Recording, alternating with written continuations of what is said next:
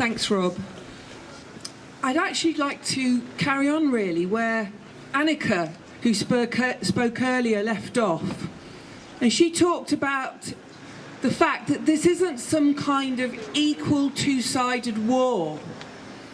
And just to give you a few statistics, the US gives Israel £3.8 billion in aid every year, much of which goes on arms. In 2022, Israel spent £23.4 billion a year on arms. Palestine doesn't even have a standing army or an air force. This way that the BBC portrays it as two sides at war is just a lie. It's an absolutely massive lie. And our own government sanctions our arms sales between 2016 and 2020. Britain sold £387 million worth of arms to Israel. What do they think Israel's going to do with those arms?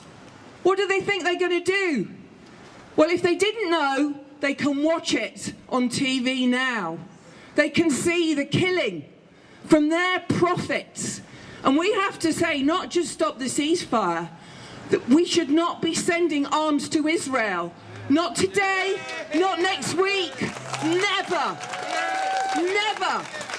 And we should not be sending arms to Saudi Arabia to kill innocent Yemenis. These arms are killing people like us, and it's got to stop. I feel proud to work with people like Mohammed and our doctors from the Middle East. I feel really proud to do that. 193 doctors have died in Gaza. We've heard doctors, I've had videos of doctors saying they will not leave their patients. They know they will rather die with their patients. That's what health workers are doing in Gaza. They would rather die with their patients. Absolutely, God bless them. It's an unbelievable situation. We've seen it unfolding in Al-Shifa Hospital, where the hospital was bombed, then it was surrounded. I was absolutely disgusted when I heard an interview on the BBC. The Israelis said, "We've put some fuel outside the gates of Al-Shifa." And the response by the medical staff was, "There's enough fuel there for 30 minutes. And actually, we're not going to get it, because what happens when we do is we get killed." It's almost like a honey trap. It was so cruel to dangle something that might have kept those babies alive, those babies in incubators. Doctors Without Borders made a statement from inside the hospital to Doctors Without Borders from the hospital. They said, "We have no electricity, there is no water in the hospital, and there is no food." Yesterday we heard about operations taking place with no anaesthetic. I mean, you know, what do our leaders of the so-called developed, civilized, so-called civilized world, what do they want to happen? It's absolutely incredible. One of the doctors there, he said, "We can see the bodies piling up in the compound. Premature babies in Al-Shifa we know are dying." Dr. Mohammed Tabishi said, "On Monday I had 39 babies alive. Today I have 36. I cannot say how long they will last." So what can we do? And as people said, we have to keep resisting. We have to carry on. We had a vigil in Weymouth on Monday, which was great. People are here today.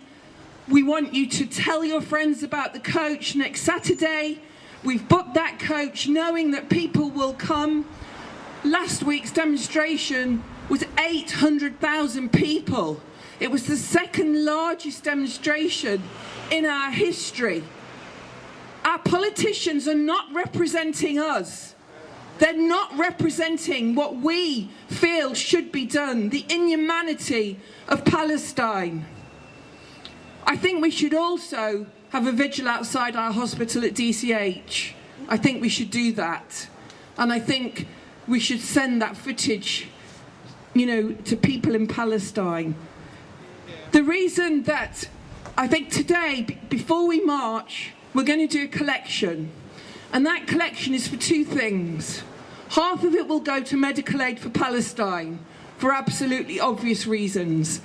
Half of it will go towards the coach to ensure that our young friends from Budmouth, our young friends from Thomas Hardy, so that we can subsidise that coach, so that we can get everyone down there who wants to go. And if we have to book a second coach, we will book a second coach. And actually, for people in Palestine, they do need the medical aid, but they need the solidarity. They need us to make our listeners, our politicians, do what we ask. The views to stop this war, to stop sending arms to Israel, to stop funding the Israeli state to attack the Palestinians has got to end. And actually, the people who will make that happen are us. Thank you very much.